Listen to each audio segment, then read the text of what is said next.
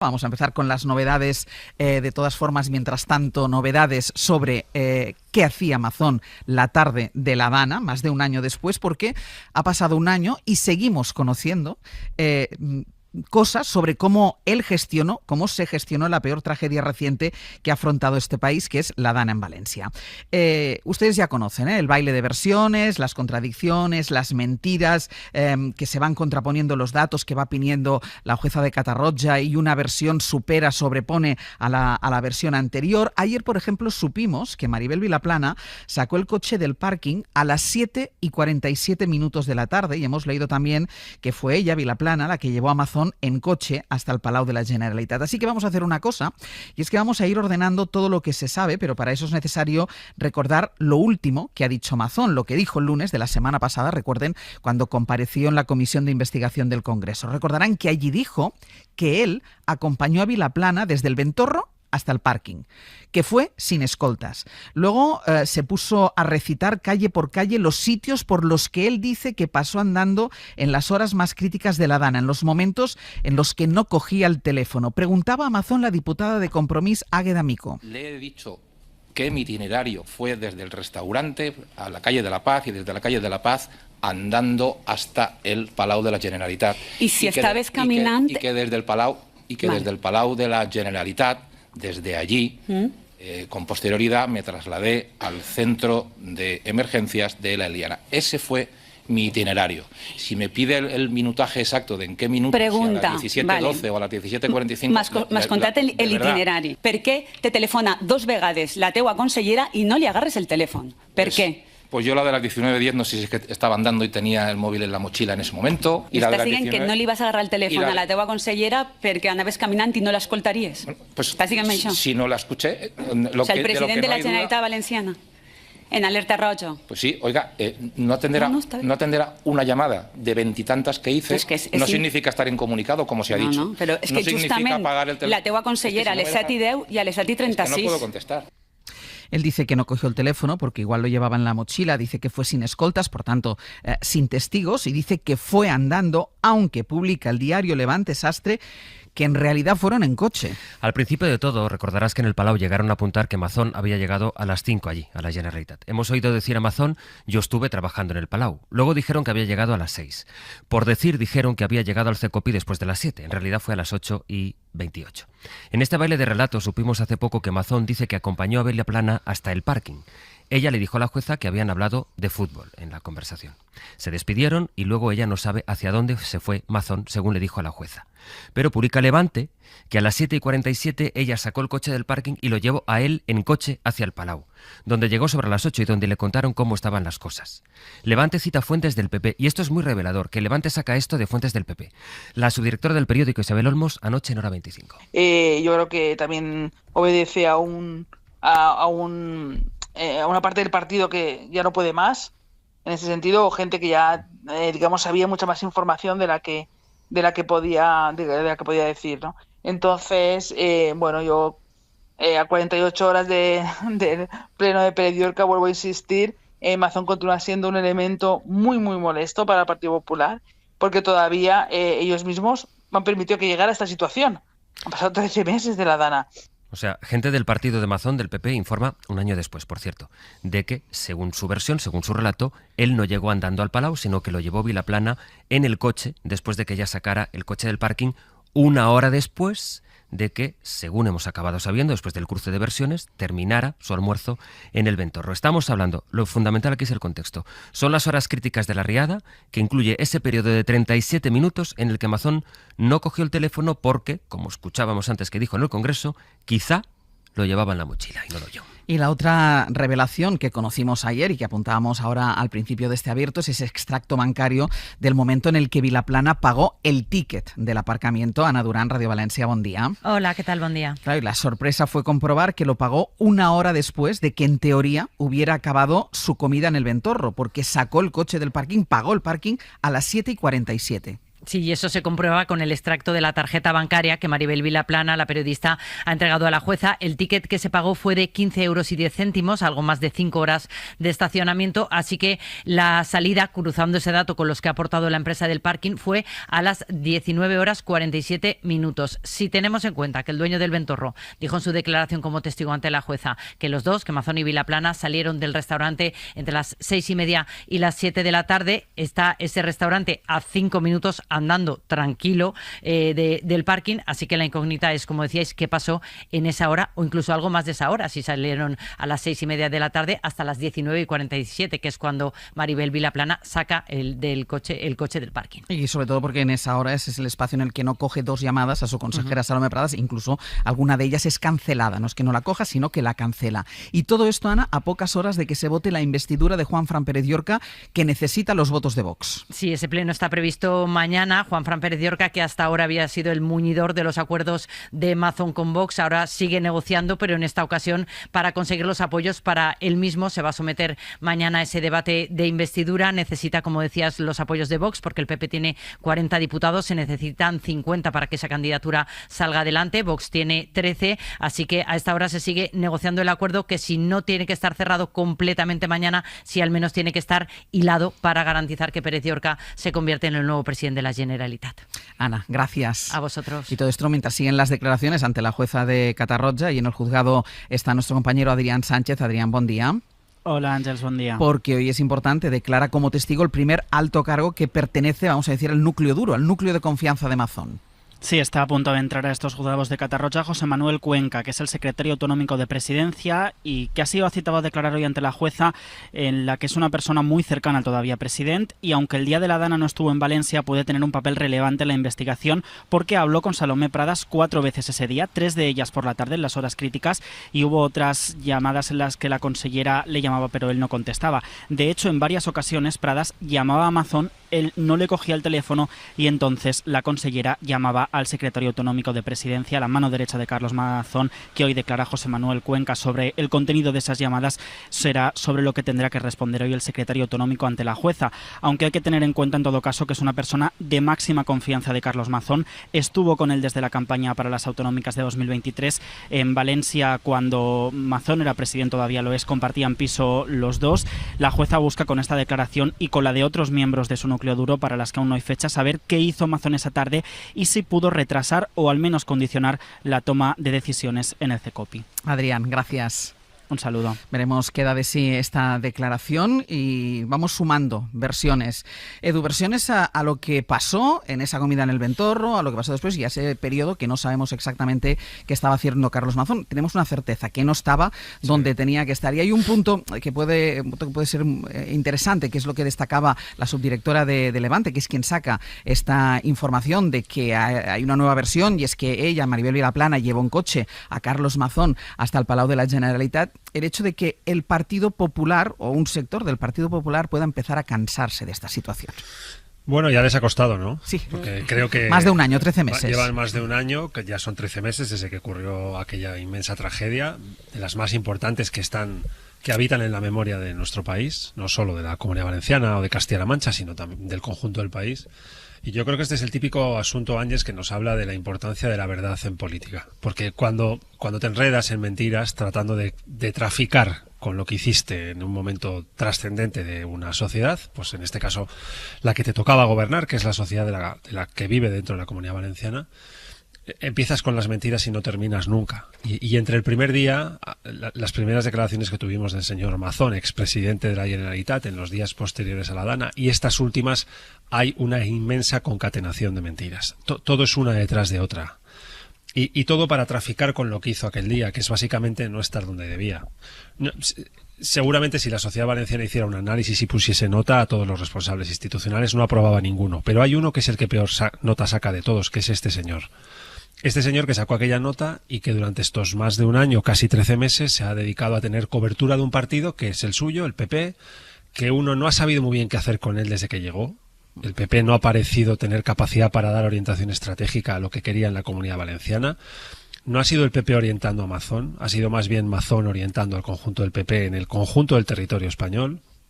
aquel acuerdo con Vox extraño en una servilleta lleno de contenidos inasumibles que marcó la dirección seguro de las elecciones generales de julio del 23 y que condicionó al PP en el conjunto del país, una gestión nefasta de esta Dana, una mentira tras otra en los días posteriores, una cobertura innecesaria de alguien que tenía ya el examen suspendido para la Comunidad Valenciana y que tenía que haber salido de sus responsabilidades mucho tiempo antes, y después una mentira tras otra, incluida algunas en sede parlamentaria, en comisiones de investigación, donde se supone que cuando uno va ante un órgano legislativo está moral, ética y legalmente por los tres lados condicionado o obligado a decir la verdad. No ha parado de mentir, todo es mentira, todo lo que sucedió es la crónica de alguien que no estuvo a la altura, y durante este año la de un partido que ha dado cobertura a esa ausencia de altura política y a esta crónica de una mentira tras otra, ¿no? Tengo la sensación de que el PP va a tener que sacar grandes conclusiones de aquí. No me refiero solo al de la Comunidad Valenciana, al del conjunto del país. Y en el fondo, cuando veamos un instante, una secuencia, un fotograma de esta película, de lo que ha sucedido alrededor de Carlos Mazón y del PP en la Comunidad Valenciana, creo que todo el rato tiene que llevarnos al análisis de la trascendencia estructural en la conversación pública española y en la conversación institucional de la importancia de la verdad, lo dañina que es la mentira, el deterioro que produce, el impacto que genera, cómo erosiona lo que somos, lo que hacemos, cómo nos ordenamos, y creo que este es un gran ejemplo, el de Carlos Mazón, que nos debe recuperar ese prestigio de la verdad en política. Ignasi. Bueno, a mí me gusta mucho esa imagen de esos juegos que se hace con los niños, que es ese tema de los puntos, ¿no? O sea, hay un conjunto de puntos que aparentemente no representan nada y que solo cuando se empiezan a unir uno con otro, de repente haya... Claro, sale un elefante, sale un gorila, y dice, ahí va, aquí hay un gorila porque has unido el punto A con el 1, con el 2, con el 3, etcétera. Y aquí es lo que está haciendo la jueza, claro, a la jueza la están obligando a unir la línea de puntos, y lo que sale es un gorila, claro, o sea, sale un personaje mentiroso, irresponsable, con una dejadez de funciones atroz. ¿Qué parte de eso va a ser penal? Pues todavía no lo tenemos claro, pero el personaje que sale de ahí es realmente espantoso. Y que sea espantoso ese día, cuando alguien es mentiroso y no tiene escrúpulos, no los ha tenido ese día y no los ha tenido durante un año, porque recordemos que quien mintió ese día ha seguido mintiendo durante todos esos 13 meses que han acompañado, ¿no?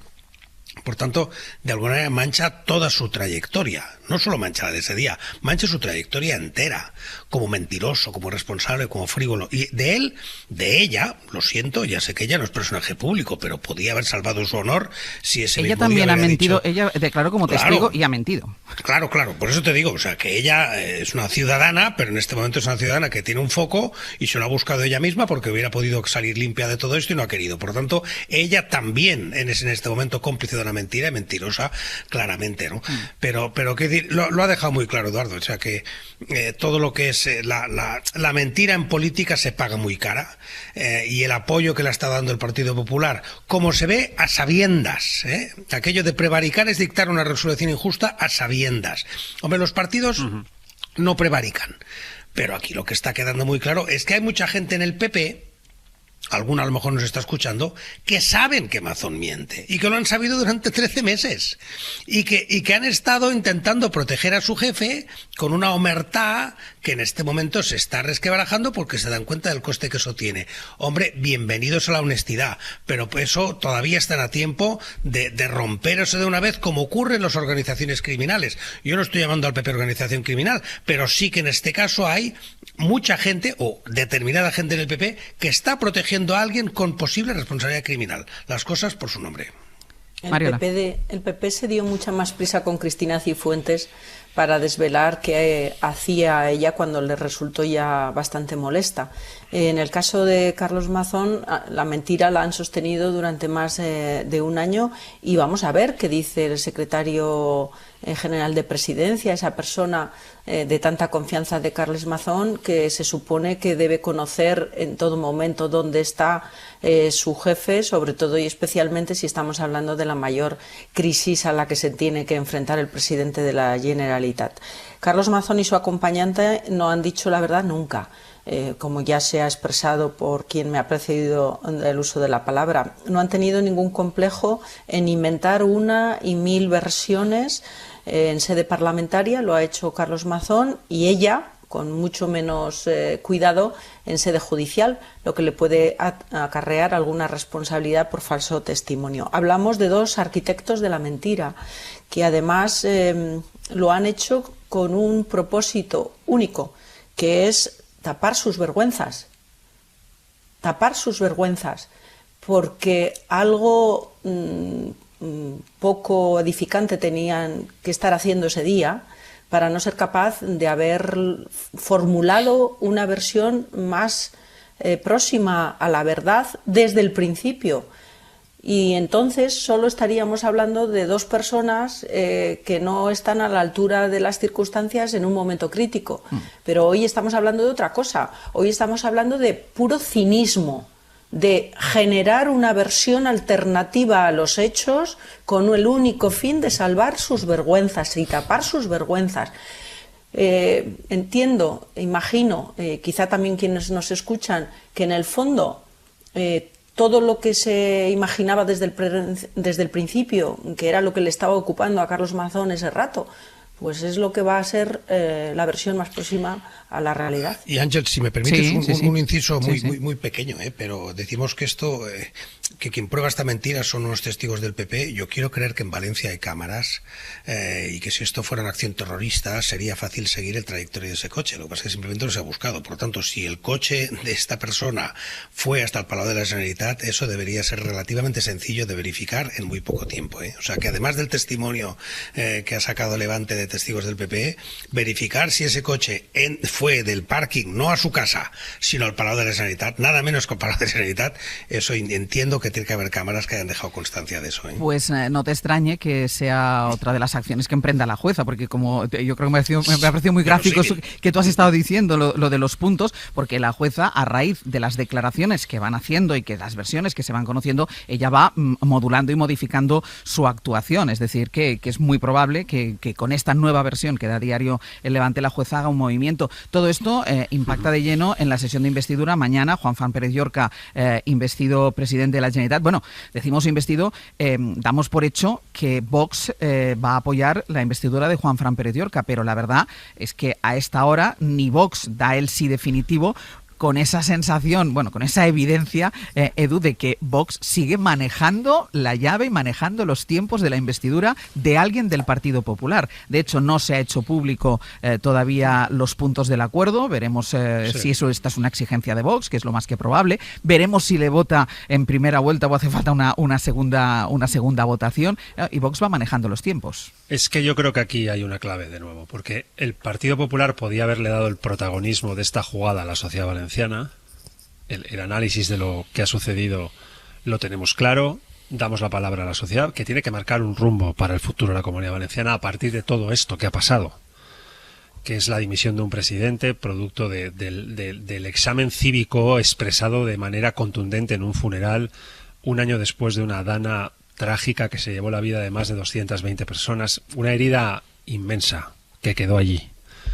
Pues bien, el PP ha decidido darle el protagonismo a Vox en vez de a la sociedad valenciana. Ha pensado que puede completar este viaje y hacer que la gente olvide y que esto prescriba en la memoria de la sociedad valenciana, reconduciendo lo que quede de legislatura con el señor Pérez Llorca como candidato y que de nuevo en un pacto renovado con nuevas energías otorgadas a Vox, en un momento en el que Vox está más alto demoscópica y electoralmente de lo que estuvo cuando configuró el primer gobierno con Mazón después de las elecciones de mayo del año 23.